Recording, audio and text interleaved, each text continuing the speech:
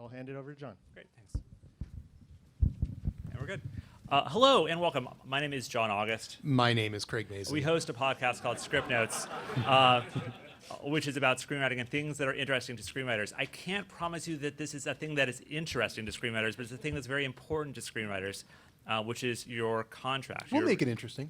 Craig's going to try to make it interesting. We'll give it a little zhuzh. So some folks are going to listen to this at home, and so I want to give them a sense of the place that we're in.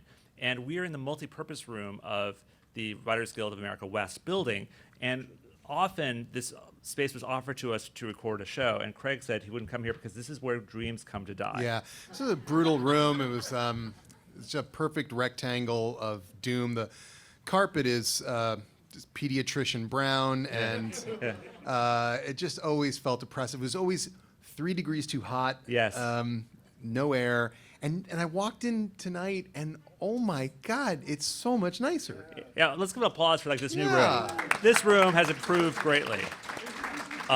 So we have an audience of writers, obviously. Hopefully a bunch of them are feature writers. And tonight we were going to talk about what to look for in your contract. Because I remember getting my very first writing contract. It was for How to Eat Fried Worms, which is an adaptation. And I was so excited to get my contract and read through it, and I could not understand it for the life of me. And I was just kind of blindly signing. I had to get it notarized. Yeah. And but that got me paid, so I loved it for that. What was the first contract you signed for writing? It was for Rocket Man, not the movie, the current movie, not the good one. Yeah. But 1997's Walt Disney's Rocket Man. And like you, I was, I'm a student and I was kind of interested, so I flipped through and read through everything, and I tried to understand it as best I could.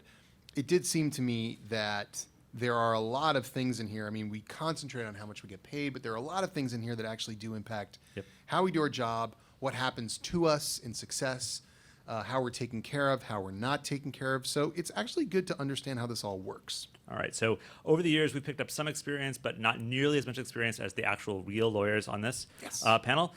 First, let me welcome up Laurie Espinosa. Laurie Espinosa is the Senior Director of Contracts for the Writers Guild of America West and has nearly 17 years of experience with the WGA. Laurie has extensive experience interpreting and enforcing all aspects of the WGA theatrical and television basic agreement, with a particular focus on separated rights issues. Separated rights are important. Yes. Laurie obtained her JD from the USC Gould School of Law and her undergraduate degree from the University of Wisconsin-Madison. Laurie, thank you for being with us. Thank you. Next up, and final up, we have Ken Richman. Ken Richman coming up. Ken Richman is a managing partner at Hanson Jacobson and a whole bunch of other people's names, where he reps a ton of writers, including me. I just found out that he got his degree from Harvard, so congratulations, Ken Richman. Yeah. Ken Richman. Thank you both for being here.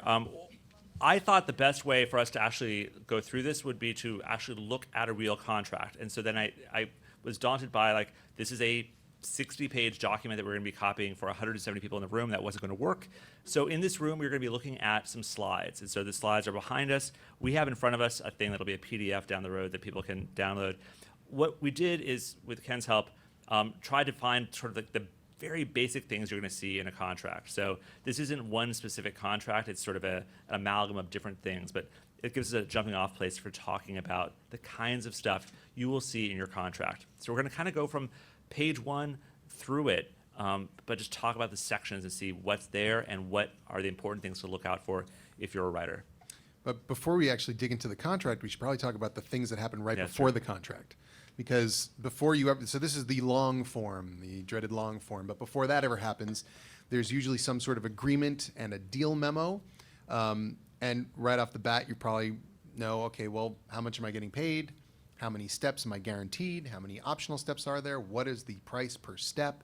Is there a credit bonus? What's that going to be? How much time do I have to work on this? All those basic things are there in that kind of initial. And so that initial round of discussion, that's where you're talking with your reps about, they're going back and forth and you're figuring out how to do stuff, and they say, okay, we got a deal, it's these points, and great. And so that's the thing that I'm scribbling down on my little notebook.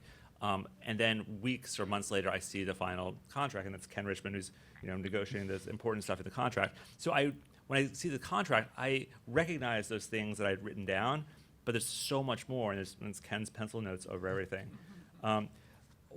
what are just in a general sense, when there are deal points settled, are they done, or does stuff get vary off of that after that point? Sure. What Craig summarized is pretty accurate in that we will have negotiated what are the writing steps, how many steps are there, and we'll see in a contract how it's reflected, but how many guaranteed steps? Is there one guaranteed step? Are there two guaranteed steps? That's for sure negotiated. How many optional steps are there? And then what is the money attributable to each of those steps? Furthermore, we absolutely will have negotiated what kind of credit bonus there is. And those are the key points that will have been negotiated. Okay. And they stay essentially they will not, firm. Those are very unlikely to change. We've, in this business, for the most part, even though this contract is going to need to be signed for sure, okay, in order for you to get paid, those points really will not have changed. And I will just point out, in the entertainment business, not all contracts do get signed, okay? Often, depending on what studio you're dealing with. Can I tell you something? Go ahead. I never signed my contract for Chernobyl. It's unsigned. I believe it. What I was going to say is, depending on what studio you're working at, depending on whether it's an actor deal or a director deal or a writer deal, it may never get signed, Yeah. depending on whether it's film or TV. But I will say, as a general matter, a feature writing contract is going to get signed, Yeah. or you're not going to get paid. And so it is going to get signed. Right. So, yeah. Cool. And we're going to scoot your microphones just a little closer just so that Okay, the sure. folks at home can hear more clearly. And Laurie, at what point are you tending to see future contracts? Is it usually when there's a problem, when something has gone wrong? Is that when you're seeing these contracts? We usually see them after they're signed, and sometimes not until credits are done, in which case our credits department will ask people for the contract so they can confirm that the writing was done under our jurisdiction. Sometimes it helps with determining the order of writing services. Right. Okay, great. Well, let's get into a contract, and we're going to have a bunch of stuff to talk through as we hit different slides. This is going to be so much fun. Oh you my guys. God, it's like You guys, paperwork, but in audio Here form. we go. All right. Deep breaths.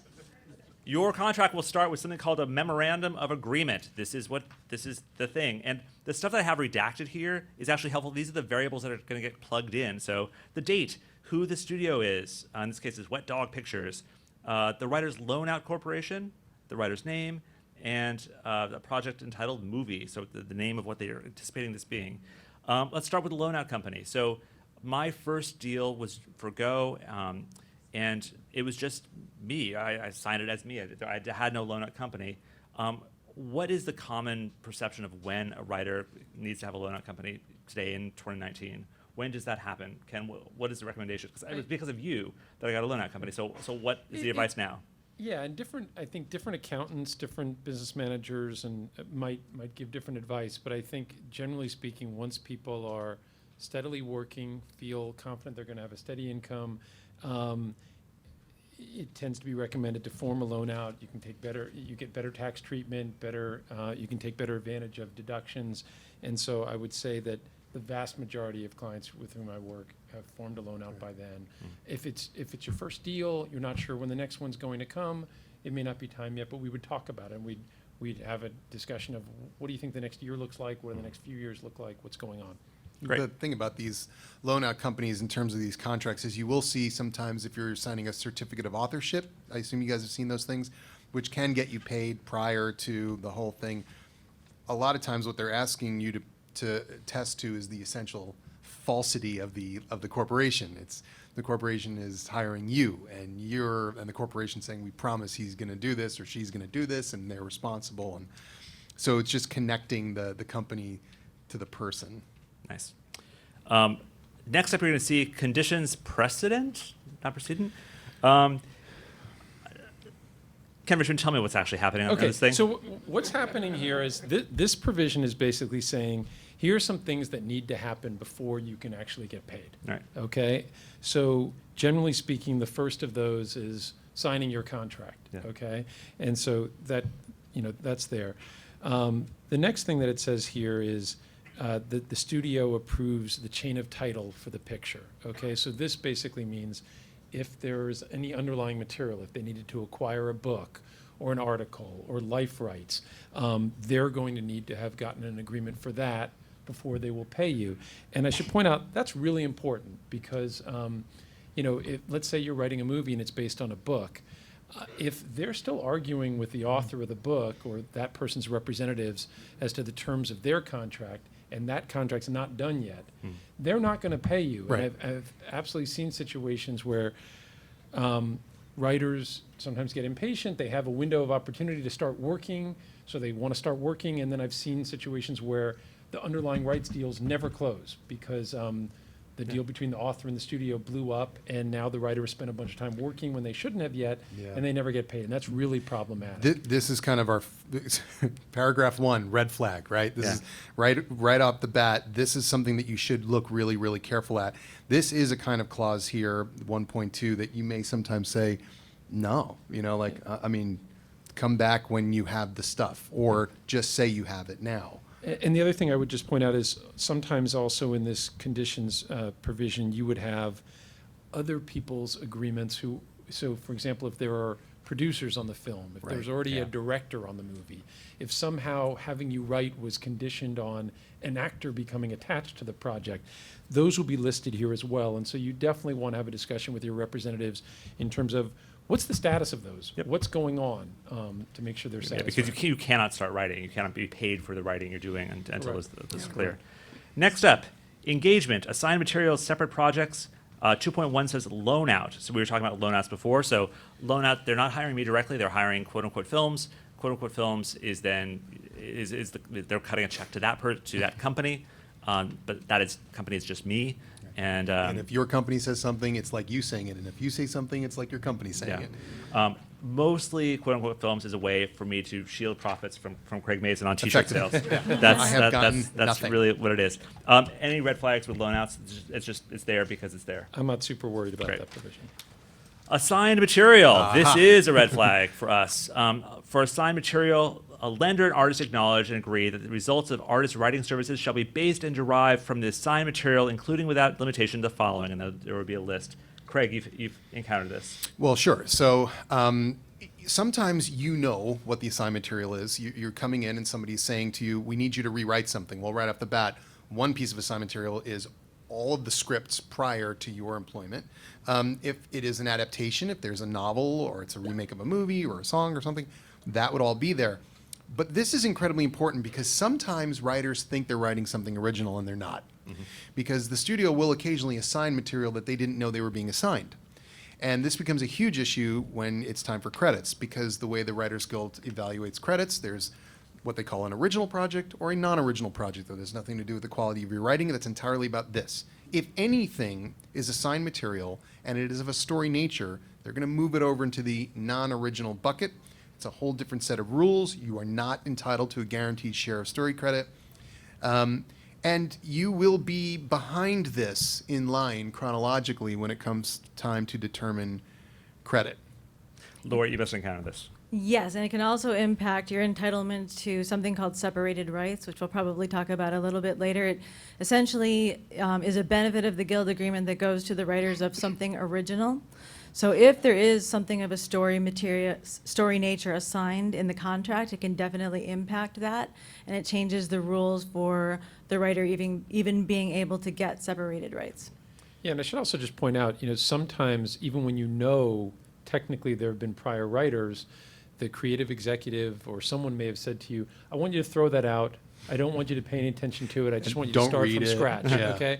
The reality is, it still counts as assigned material. So as the guys were just saying, when it comes time to determining credit, it's still considered a rewrite. It's still considered a rewrite. All of that material that was done prior to you will absolutely come in for the credit determination, even if you never looked at it. And so this is really important, even if you think you're starting from scratch, if there have been prior writers. One thing to bring up also, Craig and I were talking about this backstage, is the Romeo and Juliet problem. And so let's say under this, like you're doing a modern day adaptation of Romeo and Juliet. If they list Romeo and Juliet here in this place, then it's an adaptation of Romeo and Juliet. It's not an original thing, and that's frustrating. When you're dealing with stuff that is in the public domain, they cannot possess it, but they can assign it, which is weird. And so you might want to take a look at that, especially if you're the first writer coming in, to say, if you don't have to assign me this, don't. Yeah. Because just like that, it's now an original project. Yep. Let's move on to the money. We like the money part. Writing services and compensation. So we have a couple of slides here. We're starting with first draft screenplay. And so you see here in this first paragraph that this writer is being paid $200,000, which is being split into two steps. $100,000. That's actually for one step right there. Sorry. It's one step, but it's in two checks. Commencement and delivery. Commencement and delivery. So it's one step, two checks. 100,000 to start, and 100,000 when you've completed that and turned it in. Correct. So in this agreement, and we'll see between this slide and the next slide. So in this deal, this writer is guaranteed one writing step. Okay, so the deal that was made here was $200,000 guaranteed for a first draft. As John was just saying, it's very normal for the compensation for any step to be paid half on commencement, half on delivery. So that's what you see here. As you can see in this provision, it basically says the conditions had to have been satisfied in order for you to get paid, and then they will pay you half on commencement, half on delivery. If we flip to the next slide, what you'll see then is an optional set of revisions, also sometimes referred to as an optional rewrite. So here, it was just one step guaranteed, and then there were some optional steps. There's this one, and on the next slide, it'll show another optional step. And so that right off the bat is just something that's very important for you to understand when your deal's done, which is how many steps are guaranteed, how many optional steps are there, okay? And I'll just say that over the many years that I've been doing this, it's definitely been more than a trend of moving away from two-step guaranteed deals to one-step guaranteed deals. So a bunch of years ago, most feature deals that we did were if you were the first writer, you'd be guaranteed a first draft and a rewrite. Mm-hmm. And there might be two optional steps, an optional rewrite and an optional polish. Increasingly now, almost all studios would try to have it be one guaranteed step and then either two or three optional steps thereafter. Once again, when you get to these optional steps, like the first step, half the money would be paid on commencement, half on delivery. There's a few other things you're going to look out for in these sections. First of all, nomenclature. If you're rewriting, if you're being hired to do a rewrite, it will say first rewrite. It's not going to say first draft. I mean, we think of it in steps. They'll call them rewrites. The other thing that's really important on these options is there's a window. The option doesn't last forever. So inside all of those things, they're going to tell you exactly how long they have to trigger that option. And there's a couple of things you're going to need to know. One is how much time do they have before that option goes away? And the other thing is, are there any conditions to that time window? For instance, pending availability or not pending availability. In other words, we have the exclusive right within 4 weeks to decide if we're going to pay you again or not for another step. So those windows matter because, I mean, on the very first thing I did, they missed the window, and because they had decided to make the movie, we ended up making more on the optional, non-optional rewrite than we did on the original.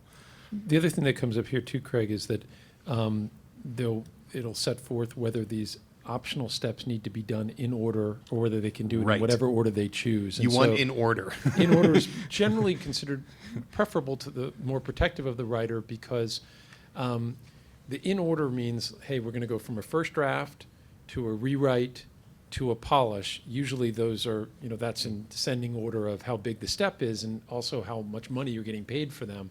And so what you don't want to be in is a situation where you do the first draft and they say, we kind of want to save some money here. Let's go immediately to the polish, even though the step is a pretty big step and they're going to really want you to do rewrite type work, but let's just call it the polish. And so it's something to be wary of. So hopefully these steps would have to be in order, but even if they're not, and even if they are allowed to jump to the polish, you do want to make sure that when you're getting those notes for that, what they're calling the polish step, that it really is a polish. And depending upon you'll see the time periods in a couple slides from now, but is it really a 3 or 4 week step, or is this a 6 or 8 week step, in which case this isn't a polish, and so it's something to pay attention to. It becomes even more important if you're at minimum, and these figures are not, but there's a big difference between the rewrite minimum and a polish minimum. So if you're asked to do work that rises to the level of a rewrite, it's definitely important to bring that to us so we can enforce the rewrite minimum for that. Basically, a rewrite is changes in story, structure, and dialogue. Great. So on the issue of one-step deal, so this is a one-step deal we're looking at. This is the thing we are trying to push back against and fight against. In this case, it's not in the long-form agreement that you're pushing back against that. It's in the initial deal-making for it's sort of like this is a guaranteed, one-step guaranteed, two-step optional. That's being figured out before any of this is drafted. So in the initial conversation, what I would scribble down, I would star the ones that are guaranteed and the ones that aren't. So it's not in this stage that you get out of the one-step deal problem. Right. And you can understand why it's preferable, right? I mean, generally speaking, it means not only that you're guaranteed more money because you're guaranteed multiple steps, but also, hey, you know that when you're writing that first draft, I mean, you guys can speak to it, Yeah. but obviously you're adhering to what you pitched. You're doing it at the same time. You know you're going to have another step, and you know when they give you notes that you're going to get a chance to address it, as opposed to feeling like, hey, they can replace me immediately, go to somebody else, which I'm sure is just Which a leads less to comfortable- leads to a lot of free work. Yeah. That's just the tip of the shit iceberg that this thing causes. Yeah. The other thing is, some other terms of a contract are contingent on fixed compensation. So only the steps that are guaranteed are going to be included when that calculation is done, such as sequel payments. Yeah. Right. With that said, I should just emphasize, there has been a real strong movement Yes. towards the one-step deal, so I don't want to state it as if. I think everybody in here it's is well widespread, aware so- of that. Yeah. Yeah, yeah. All right, let's move on to 3.5, fair compensation. Who can explain fair compensation? It's fair. It's fair. It's fair. It's reasonable. So basically, this means that you're doing this for money. You're doing this for. Is that all that this is really telling us?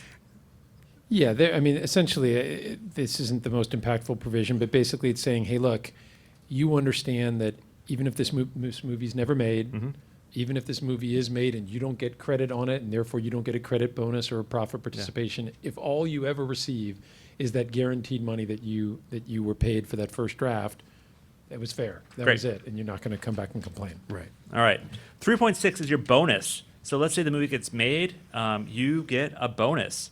So in this case, the writer is getting a bonus for a sole screenplay by or written by credit upon final credit determination by the Writers Guild of America, the NBA. This writer is going to be getting $500,000 upon final credit determination. For shared screenplay or shared written by, this writer is going to get $250,000. So half for this. Which is, I mean, this is kind of, this is a slightly odd one. You see this less. So the flat bonus is no matter what you've been paid, this is what you're going to get. It's pretty typical that your shared bonus is about half of what the sole bonus would be. But I think more commonly you will see this against this. So it's a reducible amount. So then the really important thing is to say, okay, if the bonus is I'm being paid $200,000 against $1 million, then there's kind of an implied $800,000 bonus, but you have to make sure you know which of these other steps apply against it. And typically it's every single thing in here. Yeah. So if there's 2 optional rewrites and 1 optional polish, all of that money is going to eat up into that bonus, which means essentially you're kind of working for free for a while. If the movie gets made. If the movie gets made and you get credit. Yep. So it's just important to be aware of what applies against, and as you're going through the process, if it's not working for you and you're unhappy and you have leverage, you can always sort of renegotiate and ask for a new term, like an all services deal or a step that's not applicable. The words not applicable are your friend. You want that. If you're dealing with a bonus like this, it means you're getting paid and it's not eating into your bonus. Yep. Let's move on to contingent payment. This will be in your contract. You will never get this money. The So, contingency is death. Death.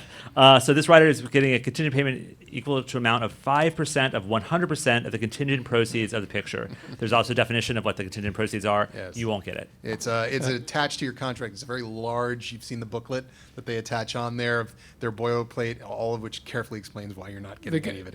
A few things here. First of all, this is called different things in different contracts. Okay, so here they're calling it contingent payment or contingent proceeds.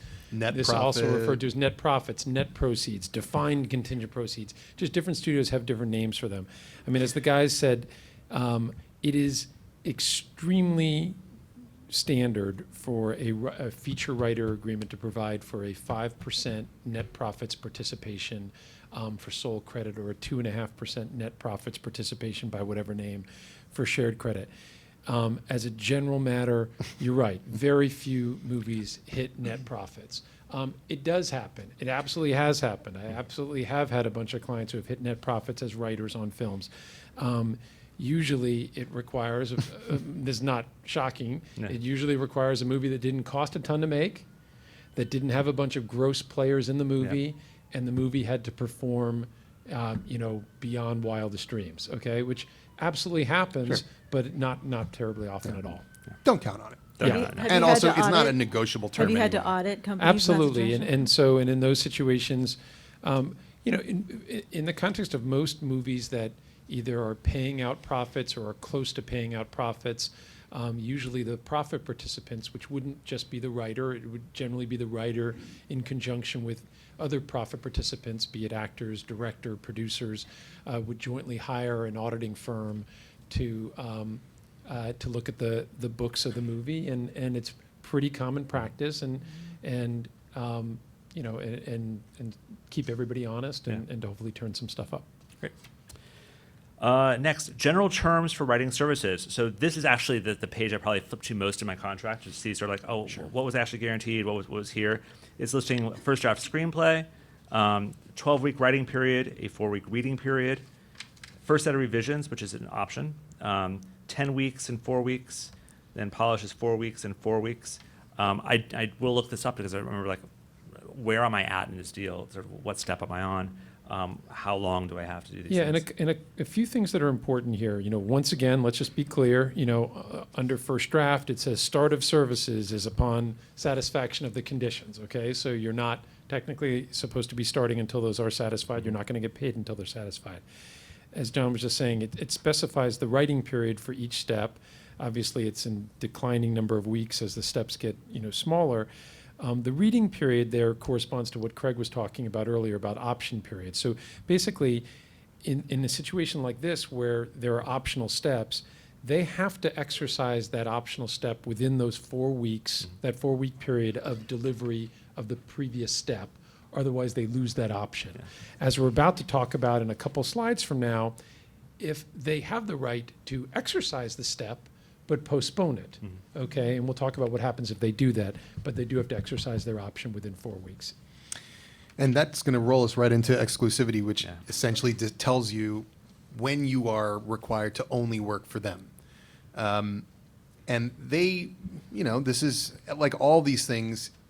The issue that you deal with is it's enforceable if there's a conflict. This comes up all the time, obviously. And generally speaking, things get sort of worked out. But by and large, when you're in a writing period, you can only write for them, for no one else in features. Yeah.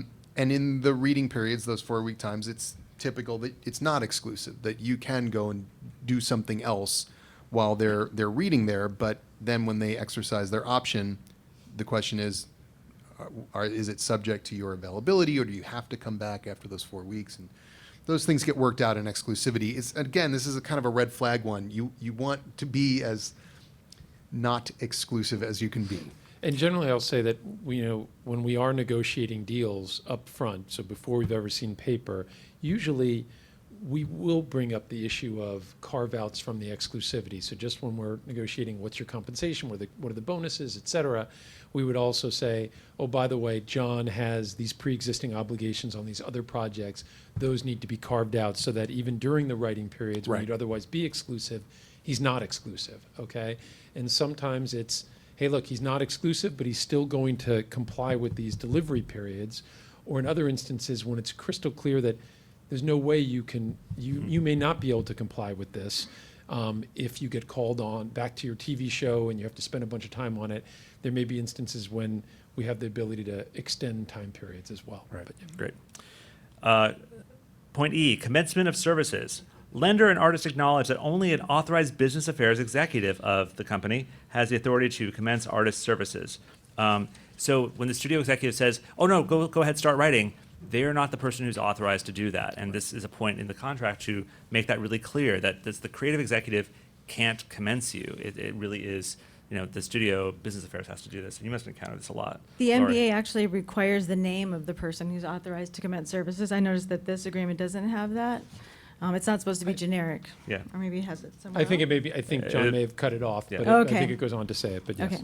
So there's one person specifically who you are supposed to be delivering things to, and one person who can say, yes, go ahead and start writing. Exactly. Right, and for commencement, this is actually pretty easy because they want you to start Yes. writing, and so you just have to make sure that your attorney says, okay, you've been officially commenced. Once you hear that from your lawyer, Yep. you're And good to the go. bigger issue is commencement of subsequent steps, because it's, Right. have I been commenced on that second step, or are The they optional. still, yes, Yeah. an optional steps, exactly, so, Right. yeah. Oh, so much text on this slide. Deferred services. So this is getting back to that place of they can say start, but also start but wait. Is that? That's yeah, right, yeah. and what this is basically saying is they have the right, in this provision, in this contract, to postpone any step for up to 18 months, okay? But if they do so, what this goes on to say is, if they're postponing a step, they have to pay you as if they had timely ordered it and you had timely performed services, okay? And then you will do the step later when they ask you to do it, subject to your availability. So if they don't have you start within the 4-week period they were supposed to, they then have to wait in line until you are available, but they'll have to pay you now, and you'll do it when you're at your next availability, essentially. In my 20 years, I've never had this happen. Have you, Craig? No, there have been some instances where we do like a suspend and extend, where I'll say, I'm supposed to do this, but I just got asked to do something else for 2 Yeah. weeks. Would you mind suspending and extending? So we hit pause on this contract and we extend the time by 2 weeks so you don't suffer. But I've never had anybody hire me and then say, but by the way, we don't want you to work now. It's happened with optional steps for sure, though, where they may say, "Hey, look, we know we have this optional polish. We absolutely want to preserve the right to have you do it, but we're going to wait until a director comes on. So we'll pay So you we're gonna now, pay you now. lock that rate in. So it That's definitely smart. happens. It's not that common, Yeah. but it does happen. Yeah. Great.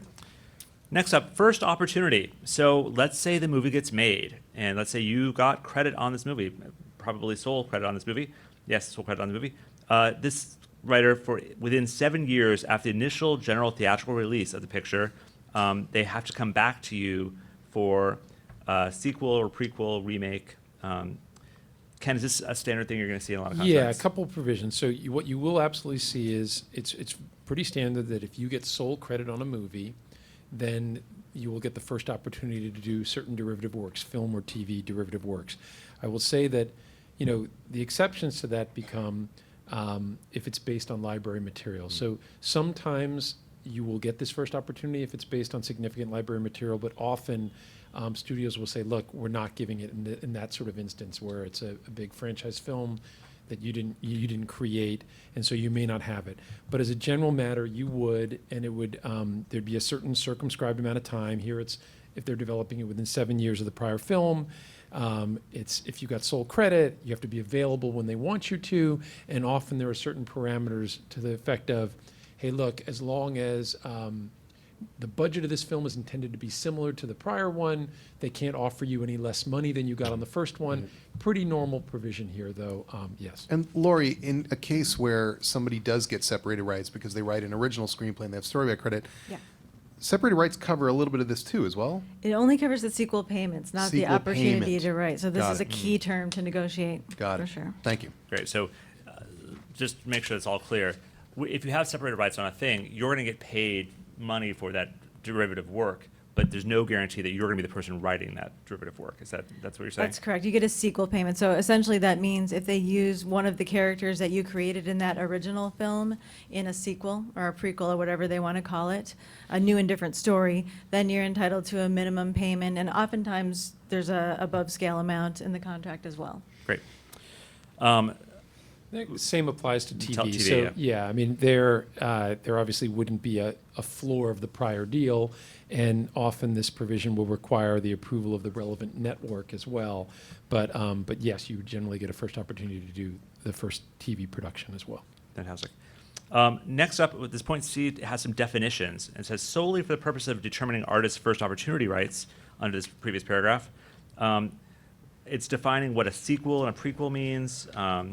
And this interesting, it carves out this point D is not an quote unquote ensemble production. Ken, what's an ensemble production? Yeah, I mean, I think what I would just say is, first of all, usually these definitions are not that complicated, and usually we know what a sequel is, we know what a remake is. Although I'm sure people can find reasons to argue about it. What increasingly is starting to happen with these franchise type films, and particularly superhero type films, is you see these mashups of different films. You'll see This is an Avengers problem. exactly Yeah. Alien versus Predator, Right. or Yeah, Marvel. you'll see Avengers, you'll see whatever. So there may have been multiple different movies. You may have written one of them, but now that's being combined with another movie, and so Nobody gets the first this right is simply because trying to. there's- Yes, yeah. exactly right. So. Once again, not a super common provision. Most people that- here but- worked on the but- Avengers, I would imagine. This is a thing. Yeah. Marcus and McFeely are both here in the house. Yeah. This next point is related to this. So, a remake shall be defined as a live-action English-language theatrical motion picture produced for domestic release that is based on the picture and meets the following criteria. So, same substantial number of elements, repeats the principal storyline, at least two of the principal characters, and is not an ensemble production, which is a newly defined term. And all that, once again, some of that's fairly normal, but what I would just say is, what you do want to pay attention to, particularly as the world starts getting more complicated, is, when it says English language theatrical motion picture. Theatrical motion picture, what happens now when it's done directly for a streaming service? Or Disney Plus, or And yes. Exactly. And by the way, the same applies not just to this provision, but earlier when we're talking about credit bonuses and other provisions, increasingly, it's unclear what a movie is going to be produced for necessarily. And so you want to make sure you're getting your bonuses and your other entitlements, regardless of whether they're releasing the film theatrically or how they're doing so. Great. 5.5 talks about royalties, which is not residuals. It's its own separate thing. But I don't understand this piece. So, Ken, why is this here? What is Sure. royalties talking about? So generally, this goes along with the first opportunity provision. So usually in a contract, what it'll provide is that if you get, as we just said, if you get sole credit, you'll get the first opportunity to write derivative works. Okay. Then there'll be a corresponding provision which says that, hey, if you get not only sole credit, but also generally sole separated rights, so this is really your creation. Okay.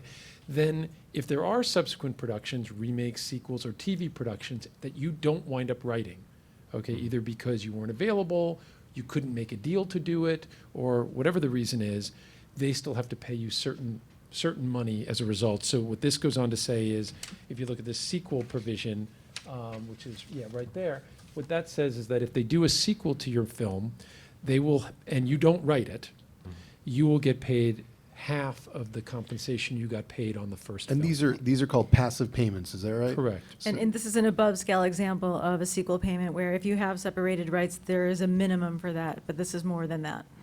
Correct. And generally, that's, for a sequel, it's 50%. For a remake, it's less than that. For TV productions, it'll be certain episodic payments for each time they do an episode that's essentially derived from your movie. And we have minimums for remakes as well in here that aren't tied to separated rights, just as an aside. Nice. Transportation and expenses. So now, Transpo's so good. So now your movie's in production or you're headed to a premiere. There's important places where you need to travel to go to. I'll flip to this sometimes first. Yeah. I'm like, are you flying me first or business? That's a big argument. We used to have an MBA term that we would be flown first, and that got rolled back to business across the guilds. So that's an area where you can sometimes fight, but they're getting really good at just saying, nope, it's business everybody. And then how much money am I going to get paid to my walk around money? Yep. And am I going to be accountable for my walk around money? You should not have to be. But this is like a fun part of the contract, because I'm like, ooh. Now, one thing to note is that they will break it out by kinds of cities. I have had arguments about what kind of city I'm in. Yeah. So when you're doing Chernobyl and you're somewhere in Eastern Europe, are they're paying you like $5 a day? The Vilnius would be on the lower end, lower but scale. it is a capital city of a It is, yeah. nation. I mean, so that actually is a decent argument to have, as it happened in that case, because we knew where we were shooting. They were just like, you'll get this much for being in a Yeah. city like, say, Vilnius. But typically, they will break it out as these major metropolitan areas like New York, Paris, Tokyo, or London, and then it kind of goes down from there. And you're also this is where you're gonna find out whether or not you're sharing a car from the airport. And I don't really care too much about stuff like that, but it's an area where you can, fiddle with things and get some perks, improve your life. It's certainly a place to look and make sure that you're not in for trouble, especially if you know that you are going to be on location. Universal practically makes every movie in Georgia, which is a whole other discussion. But everybody ends up spending time there. So you want to know, how am I going to be taken care of if I'm, say, in Atlanta? Yep. Next up, pension, health, and welfare contributions. This contract says that the studio will pay directly applicable pension, health, and welfare fund contributions required by the NBA, so to the WGA. In no event shall the aggregate amount of such payments exceed the total of all similar payments which the studio would have been required to make had the studio employed that writer directly. The getting around the loan Getting out around thing. the loan out Yeah. company stuff. You are in a guild. You're in a guild space right now. This is really good. I mean, they should. I guess the alternative is they could pay the writer, and the writer would have to. I don't understand why this would never be here. Yeah, the writer can't make his or her own contributions. Yeah. By law, so the company has to make those contributions regardless of whether there's a loan out or not. Yep. Nice. Point 8, ownership and distribution.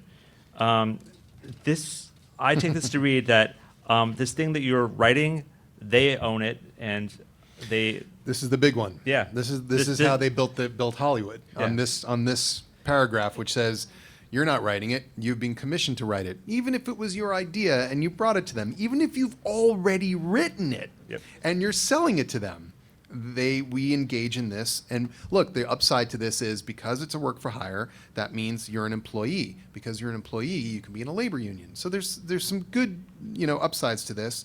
But this is the magic paragraph that says, and it's my favorite paragraph in combination with the paragraph that says, and you also warrant that you are writing the material you write. Yeah. So you have to promise us you're going to write it, and also we're writing it. Right? That's basically what they're saying. This is the genesis for separated rights, because this is the work for hire doctrine. That means the company is the copyright holder. And so separated rights basically says that certain rights are separated out from that and effectively licensed to the writer of original material in perpetuity. Right. They're kind of giving us back stuff we should That have you should have had had, to begin yeah. with. Yeah.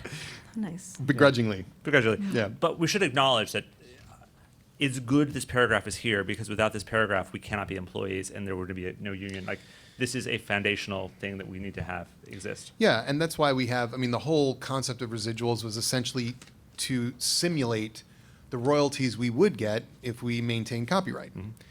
So that's all of what we do here, is a kind of this strange dance regarding work for hire. It's fascinating to a small amount of people, but I'm one of them.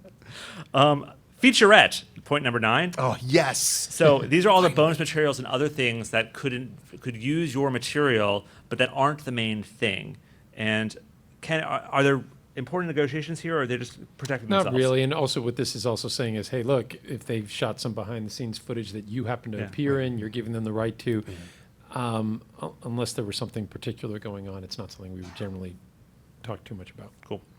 Assignment. The studio may assign, transfer, license, delegate, and or grant any part of the rights, privileges, and properties hereunder to any person or entity. So this thing they made with you, they could give it to somebody else. Yeah, Is it- they just have to honor the person that they sell it To- to has to assume the burden of all this. Correct, and if they were to assign it to some non-solvent entity, they would remain liable, Correct, the yeah. studio, so yes. Does this ever become a problem where they have, the guild sometimes deals with studios and producers who are not good folks, Yes. where this assignment thing, they've assigned it to a person who's terrible, or it's coming away from a terrible person. Does this kind of paragraph ever come into your work? Well, we already have paragraphs that require what we call assumption agreements Okay. to be signed by the distributor, whoever's assuming the obligations. And so like Ken said, if that distributor doesn't honor the residuals obligations, then we will still go after the original signatory company. Great. And to become a signatory in the first place, you have to show that you have the financial solvency to actually take care of your obligations. Right, we require a personal guarantee, among other things. So it's not like any of you can do it. Yeah. I'm sure some of you Someone can. can. Point 11, there's no obligation to use. So the studio is not obligated to develop, produce, distribute, and or exploit the picture. Or to have you write it. Or have you read it? Essentially, this is sometimes also referred to as a pay or play type paragraph. So it's basically saying, hey, look, you can never come after us and say, hey, we didn't have you actually write it, or you didn't make the movie. But that doesn't absolve them of their obligation to pay you. You're guaranteed How do I get this compensation. deal where I don't have to write it? Yeah. It sounds Exactly. awesome.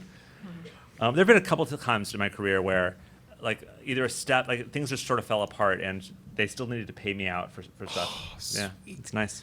What a life you live. Point 12, employment eligibility.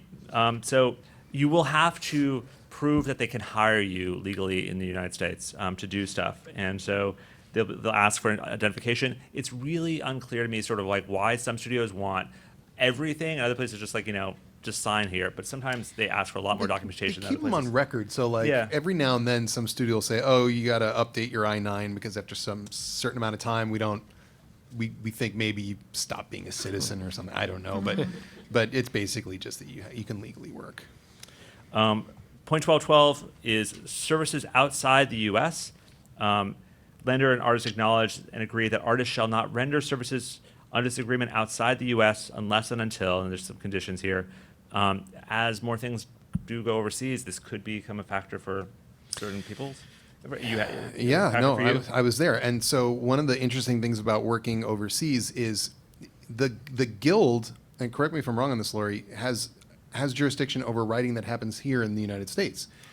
It doesn't technically have jurisdiction over writing that's done somewhere else. So if I'm hired by a British company, or if I'm hired by Euro Disney to write something, and I'm positioned physically in France. Right, so it is complicated, but if you are a resident of the U.S. and the company transports you, which this paragraph seems to allude to, it's still within our geographical jurisdiction. This is Article 5 of the agreement that has different fact patterns essentially about what's inside and what's outside our geographic jurisdiction. So you do want to be aware of where you're performing your services. At some point, it may become a test of what percentage of your services were performed in the U.S. versus abroad. Which becomes super annoying in terms of taxation also, Yeah. because sometimes you end up having to say, well, okay, part of my money is paid to Lithuania and part of my money is, but that, tax people. Yeah. Confidentiality. Lender and artist acknowledge that prior to and or during lenders and artist contact, there is confidential information. Ken, does this become an important negotiating point? Generally not, but you can imagine, what it's really saying is, it's a couple things. One, they don't want you running around talking about what your compensation is.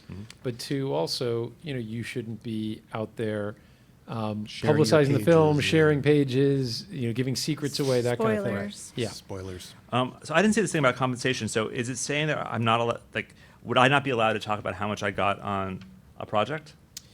I didn't see that in this. In this one, it may not say it. this Some writer's thing. some agreements definitely do, where they want you to keep the terms confidential, Okay. sometimes. Cool. Notices.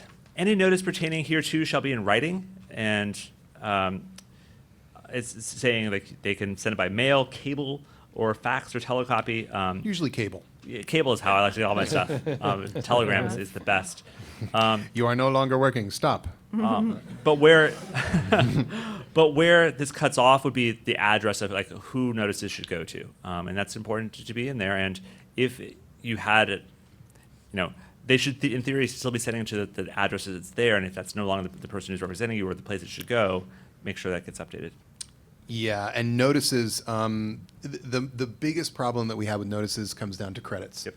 Because there have been some very sad cases where the guild has sent the notice of tentative writing credits to the person listed here that is the representative of the writer, and that person just doesn't pass it along, or it wasn't the right person, or that person was terminated during the write.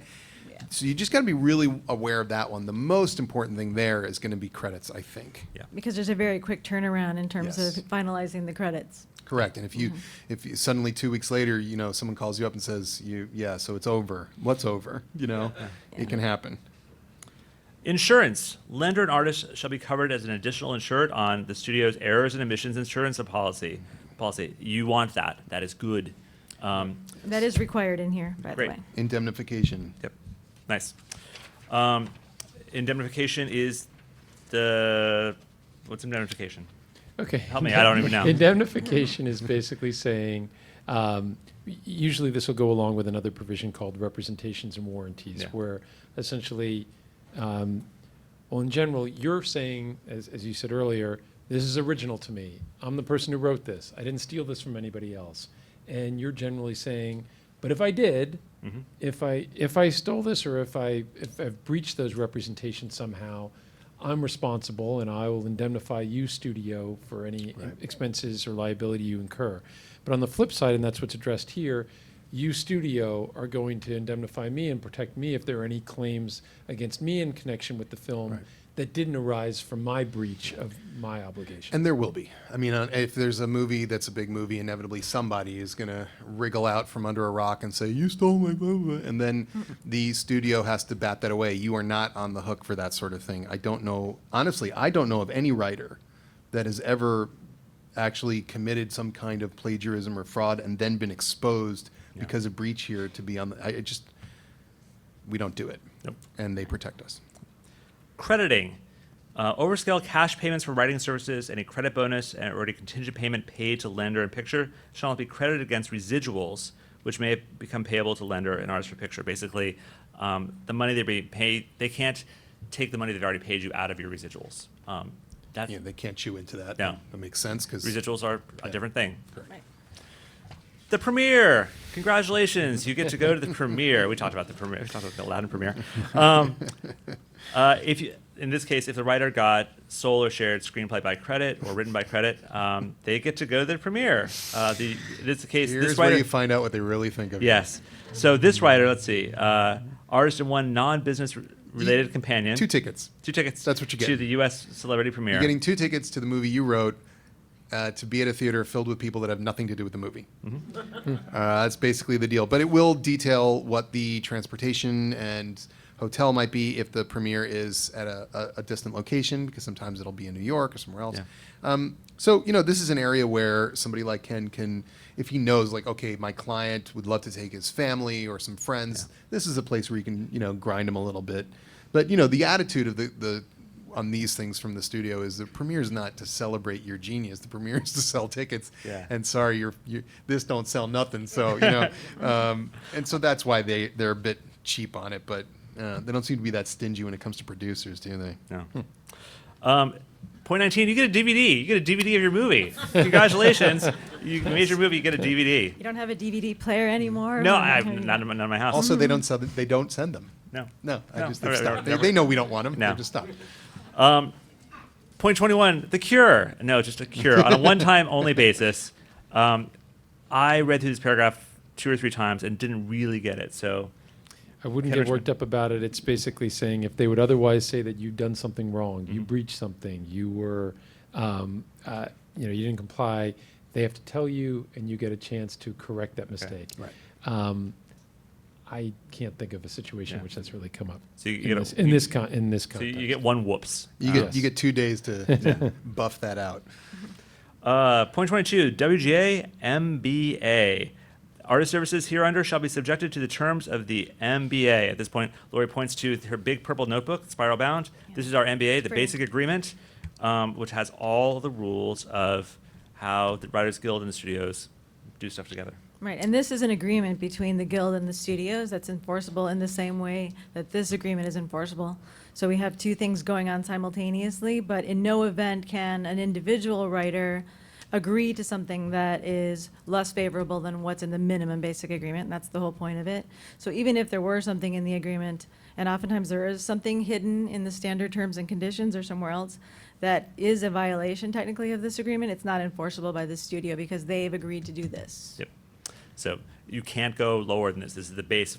Everything has to be built up above the MBA. And this is essentially the paragraph that tells you you're working on an MBA, a WGA project. Yeah.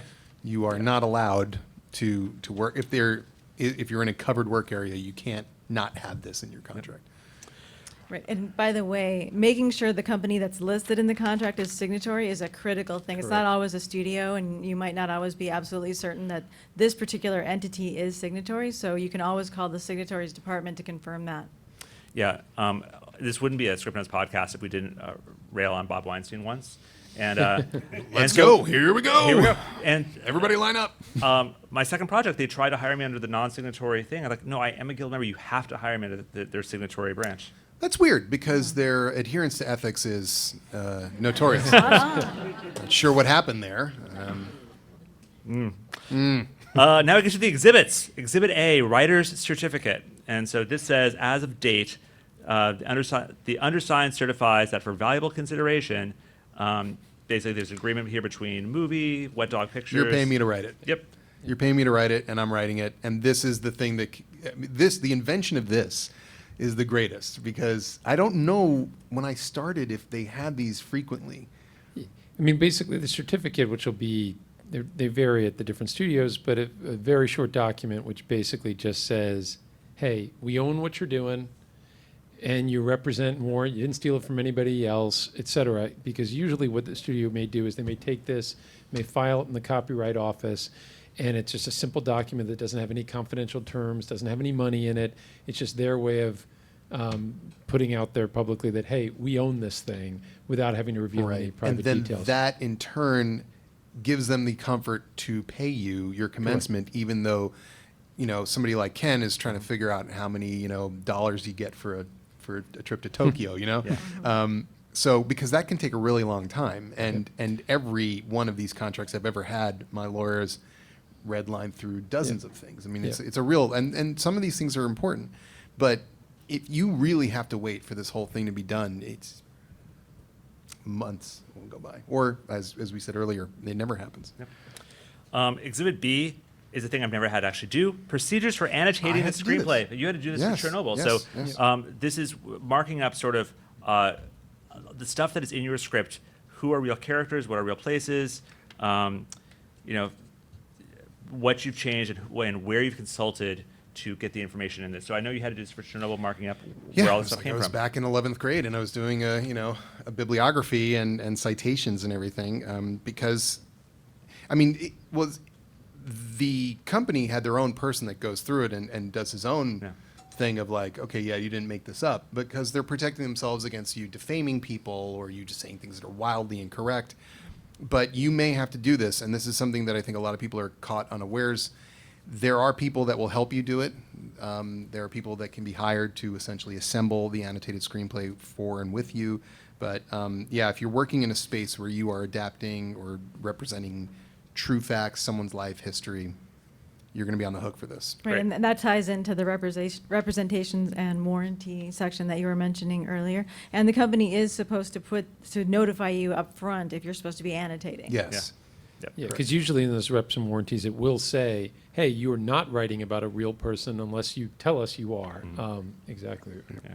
So we've made it through the end of the contract, but let's keep in mind. Let's do it again. Yeah. Let's keep in mind, this is the contract for them paying you to write something. This wouldn't be exactly the situation if you wrote a spec script and you were selling it to a place or optioning it to a place.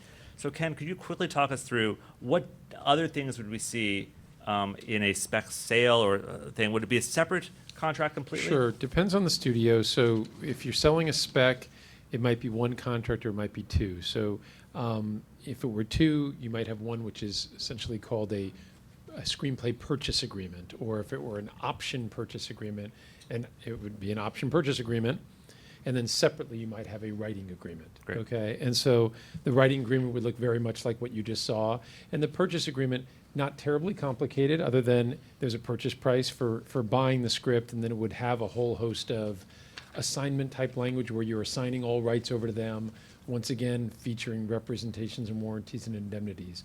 But the two together would have you transferring ownership to them, and then also discuss the rewriting you're going to do of your own script. Great.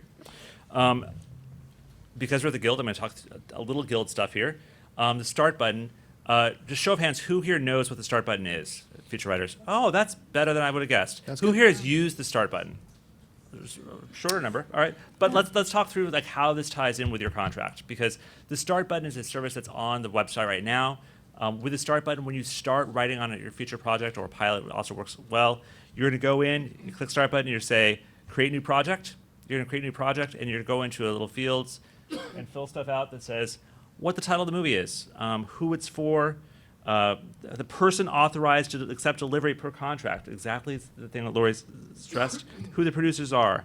Once you have your contract, you'll click that little button there and upload your contract. You're supposed to be doing that, and actually feature writers are much better than TV writers, so we're awesome. We tend to submit our contracts, but then you'll put in your steps. So a step, what is a step? Well, we talked about that. A step is, first draft, your optional rewrite, your optional polish.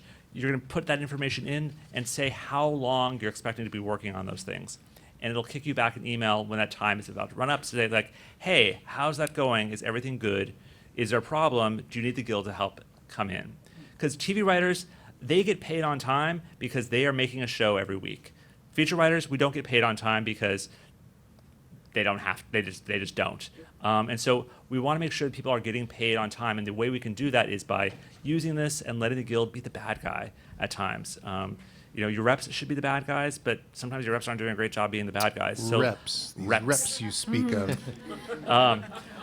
But let's let the guild do that, because the guild is really good at collecting money and doing that. And so try using the start button on your next project. I've used it regularly because we were testing it, and it does help. It reminds you also, because you're looking like, wait, how long is my writing period? You look at your contract, look at the notes, you scroll down. It gives you a sense of just a little bit more control over the process from your perspective. And then lastly, guild-wise, I'll point out that this working rule, number 3, it says you actually are supposed to be sending in your contract. That's how the guild sort of knows what's happening out there, what people are working on, and what are the common points. So you see a ton of contracts, but with more contracts, you see how many one-step deals are really getting made. Well, we'd know because we'd see all the contracts. Right. I mean, there's really a dual purpose for us collecting the agreements. One is enforcement. We tend to be able to guide writers through the process, even when they're making a deal.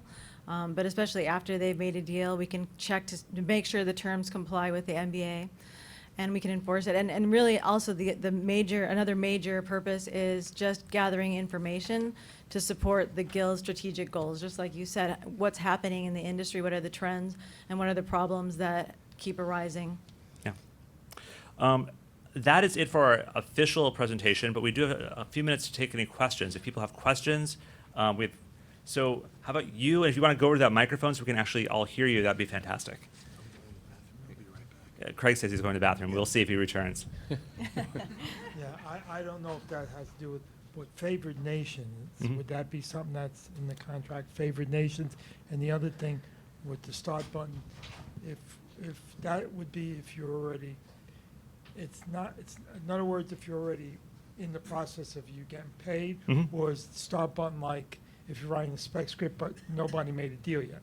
Great. So I can address that first part. The start button is more for when you are getting paid, because it's really about sort of, this person is paying me, I've started working on it, I'm delivering it, and there's an expectation that I'm going to be paid for it. So it's not really a planning thing like that. It's really more for you are being hired as a writer for things. But let's talk about favored nations and most favored nations. Where would you see something like most favored nations show up in a writer's contract? It's not a terribly common term for feature writing contracts, because as a general matter, so favored nations or most favored nations is terminology which basically means you're going to be treated no worse than anybody else. Yeah. Okay, and it comes up all the time for actors where it's my trailer's going to be no worse than anybody else's, or sometimes a profit definition where my definition is going to be no worse than anybody else's, or my credit will be no smaller size, or that sort of thing. In a feature writer agreement, it's much less common, just because as a general matter, you're the only writer at the time doing it. So it wouldn't come up very often. TV writer contracts sometimes in other ways, but not very common for features. If you had 2 or 3 writers writing at the same time, but usually from a compensation perspective, usually they will have each made their own deals. Sometimes when you're doing like a round table deal where there's multiple writers coming in for the same, to all work for a day on a project, it would be a favored nations deal where everyone's getting the same compensation. So it would come up there. You're right. If it's a bunch of people doing the same job at the same time, it might. Great. Let's take it over here. I had a question regarding working outside Mhm. the U.S., saying you get hired to write something in Mexico in a different language. Does that still apply? Are we protected from the guild from something like that? So you're both bound by working rule A to make sure that company is signatory, And yes, the protections will still apply if the company is transporting you for the purpose of performing those services elsewhere. But always call us before that happens, just so we can make sure. And when you say always call us, what department should they be calling in? Call contracts for that. That's a good starting point. Great, thank you. Great, fantastic. Over this side. Thanks for shaking from the fruit of the tree of knowledge for us. I think it's important to always read your contract, even though they might tell you not to. Yeah. It's you'll learn. Option trigger question. If the employer is outside the reading time period, whatever that is, and then they say, you know, we want to trigger an option, which is, I'm sure, fairly common. We're in one of those. What is your recommendation for what to do next on a contract level, and if you're willing, on a political level? I've been in that situation, Oh, yeah. and we just said, well, okay, let's negotiate a price. I mean, they could say, well, we did, and you could say, it doesn't apply anymore. You wouldn't be asking me to do this if you didn't want me to do it, and you definitely wouldn't be asking me to do it outside of this 4-week reading period if you didn't screw up. So I got a little something here. Let's just talk about it. There should be some sort of price to pay for that. You know, a little, even if it's a little penalty. But yeah, I would approach it as just a negotiation for another step. That's how I would do it. I don't think there's a political problem with it. I would say, I don't think I've ever asked for, we've gone past the Missing reading out, period. man. So much money. Yeah. Hundreds and hundreds of dollars. I think there is a political aspect to it, because if it's a thing that you genuinely believe is going to go to the next thing and they're not just stringing you along, you may decide to just go for it. So Shine that they're outside of it. It also depends on, do you want to do the step or not? Yeah. You know, because you absolutely have the right to say, I'm not interested in doing it, and particularly if it's a deal you made a while ago, or your price has gone up since then, and you feel the compensation's not appropriate, you may just not want to do it if the Yeah. money's not right, and so you absolutely have the right to say no. Thanks. this way. Yeah, I have a question on specs. Yes. Specifically on P&H, because we're lucky enough to have a fantastic medical plan, and my understanding is that we do not get credit compensation payment for specs. So where exactly in the contract negotiation do we make sure that we're getting the rewrite? And my second part of that question is, do we get the P&H credits for just the rewrite, or for all of that by triggering the rewrite? They get that first rewrite as a Right. function, right? As long as it's original, meaning the characters in the story in your spec are original and you sell it to a signatory, under the separated rights provisions, you'll have the opportunity to perform the first rewrite. And to answer your second question, you get contributions on everything. So you Okay. don't, if you just have the sale and no writing services, then no compensation at all. Right. But once you perform a rewrite or other revisions in connection with that project, then contributions are due on everything, including the purchase price. Awesome. Thanks so much. That's great. Thank you. This way. I've got a couple questions about assigned material. First, I mean, the examples you gave are, usually we're given documents or previous drafts. But sometimes you'll go in and meet with an executive and they'll say, hey, I've just got this idea. Could they ever say that assigned material is that executive's, 2-sentence log line that they told you? They can say it. I mean, there are different ways that the term is used. I'll let you. Yeah, no, I mean, I've definitely seen them try to say it. I've literally seen contracts say, based on an idea supplied by the studio, and depending upon what you're concerned about, you might either want that out of the contract altogether, or you might want to make it very clear that it's based upon an oral idea from the studio, because for credit purposes, as the guys were Writing. discussing earlier, if it's simply an oral idea that someone gave you, that still remains an original screenplay. There was no previously exploited material or anything, and so I'd want to understand better what it is, and I would talk with my client, what were you given, what were you told? But simply an idea shouldn't be something that impacts you, and so I'd either keep it out or specify that it's oral. And that also impacts compensation provisions as well as separated rights. So when we think of what is assigned material, it's a story in tangible or fixed form. So some sort of idea, some sort of oral instructions won't rise to that level. The other question is, you talked about how sometimes they'll assign public domain material. Is there any benefit for a studio to do that, or are they just being dicks? Seems like they're being dicks. Sometimes, in the one instance where I confronted it, it was part of a larger legal strategy they were trying to make about what they did control from an extension of a public domain work. Because, these public domain works kick off derivative works, and then those are property because they're new. And then those kick off things. And so it seemed like this was more about them than about me. But the problem was that it changed the nature of the work I was doing. And so that was worth arguing about. Great, thank you. Our last question. Hi, I have a question about, for those of us who work in TV regularly and are now trying to do features for the first time between seasons, it's really scary to hear how long it takes for that contract to go. So do I pretty much need to put my contract in place 3 months before my television series is up so I can have the 4 months I have free off? I don't think so. I mean, generally speaking, and correct me if I'm wrong, they know you have a time window, Yeah. and you get the points that we discussed that were the deal memo points, how much money, how many steps. Then from that point, they can generate that certificate of authorship. You can sign that, turn it in, and they can commence you. Okay. And while you're writing, your attorney is going back and forth with them to I try to see. shape that. True and not true. I mean, in fairness, most You said true and true? True and not true. Oh. Yeah. Most studios will not pay you on a signing certificate. Really? Okay, yeah. I mean, How am I getting But, away but with they'll this? commence you probably, right? Most won't once again with a feature writing deal. With that said, I would say a few things. As much as they're saying it takes a super long time, feature writing contracts shouldn't take that long to get done. They really shouldn't. And also, I would just say, unlike, obviously, you'll have a ton on your plate. It may not be easy for you to write your feature during the TV season because you're super busy. Yeah. But I would just say that unlike this feature contract, which generally provides that during writing periods you're exclusive to them, you're not allowed to work on other things unless they've been specifically carved out.